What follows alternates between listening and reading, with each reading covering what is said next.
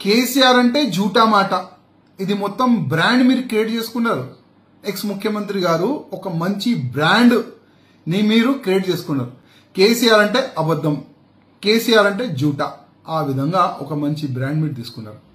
X ముఖ్యమంత్రి గారు, నేను అసెంబ్లీ సాక్షిగా ఒక మాట అడిగిన, అసలు కేంద్రం నుంచి ఎన్ని నిధులు వచ్చినాయి, ఏదైనా హిసాబ్ చెప్తారా, వైట్ పేపర్ డిక్లేర్ చేస్తారా అంటే మీరే అసెంబ్లీ సాక్షిగా కూడా అబద్ధం మాట్లాడినారు.